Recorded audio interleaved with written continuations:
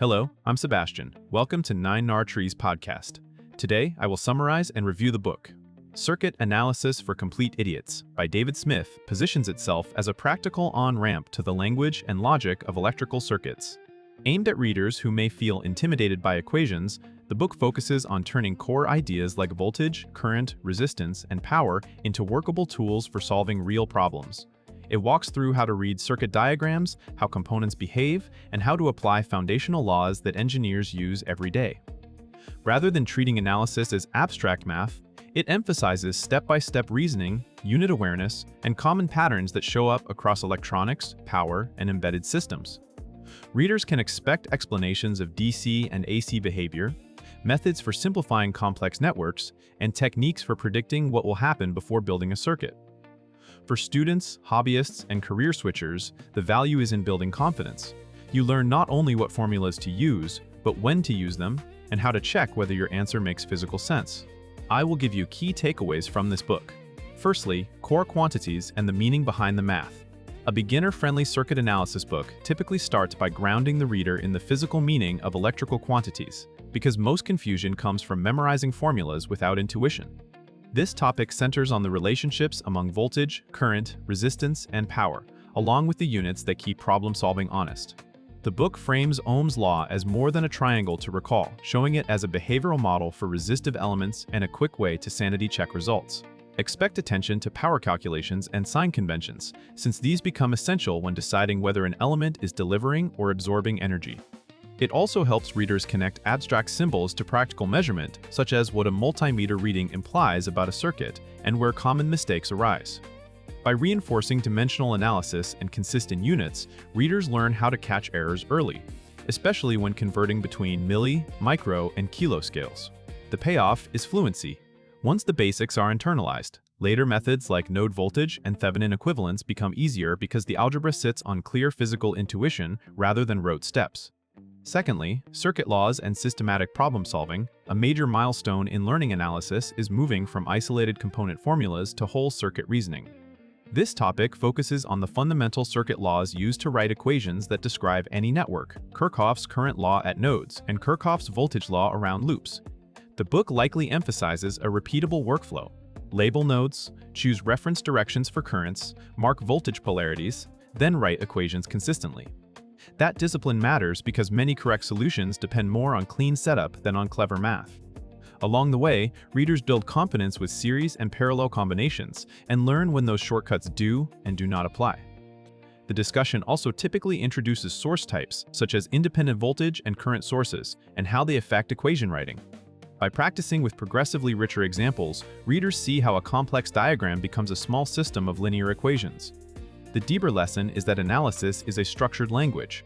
Once you can translate a picture into equations, you can solve problems with predictability, troubleshoot design errors, and explain your reasoning clearly to others.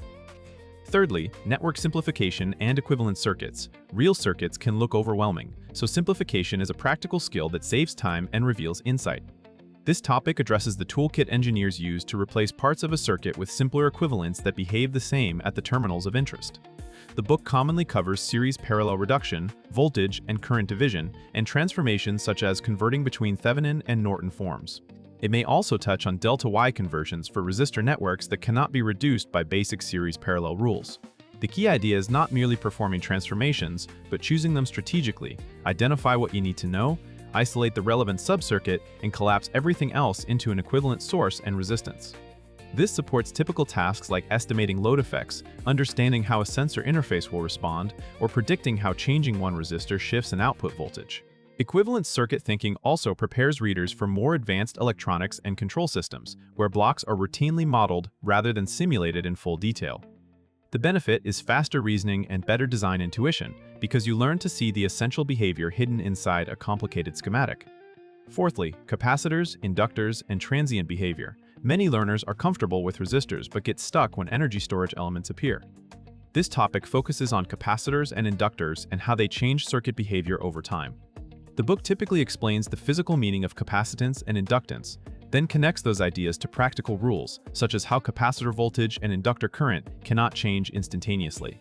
From there, it is natural to introduce first-order transient responses in RC and RL circuits, including time constants and what they imply for charging, discharging, and filtering.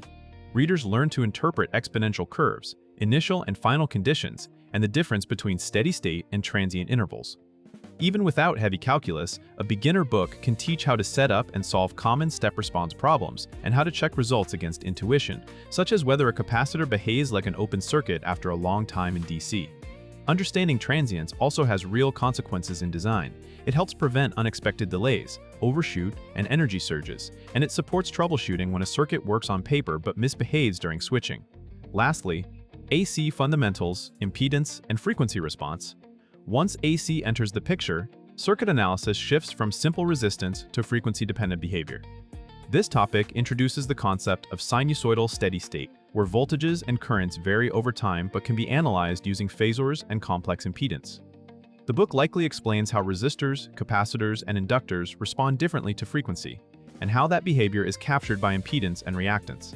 With that framework, readers can apply the same Kirchhoff laws used in DC, but with complex numbers that encode magnitude and phase. Expect practical emphasis on interpreting phase shifts, understanding power in AC systems, and recognizing common patterns like low-pass and high-pass, filtering in simple RC or RL networks.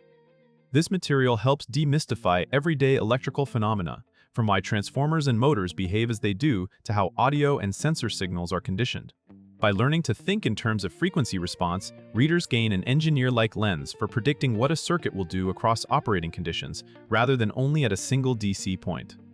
In conclusion, this book is best suited for beginners who want circuit analysis to feel approachable, first-year engineering students, electronics hobbyists, technicians moving into design work, and self-learners preparing for coursework in electronics, controls, or embedded systems. It can benefit a reader's life by turning electrical concepts from intimidating symbols into practical reasoning skills. Once you can translate a schematic into equations and predictions, you can troubleshoot devices more confidently, build safer projects, and communicate clearly with engineers, instructors, or teammates. The focus on systematic methods and intuition also reduces the common frustration of getting answers that do not make physical sense, because you learn how to check units, signs, and limiting cases. Compared with many circuit textbooks, an accessible, complete idiot-style approach tends to prioritize clarity, pacing, and real problem-solving habits over dense theory. That makes it worth buying for readers who have tried traditional books and felt lost, or for anyone who needs a supportive companion alongside a formal course. You get a structured pathway from basics to AC thinking, helping you progress without feeling overwhelmed. If you would like to support David's MITS, you can buy the book through the Amazon link I've provided in the podcast description. After reading the book, please let me know what you think and share your thoughts. See you around.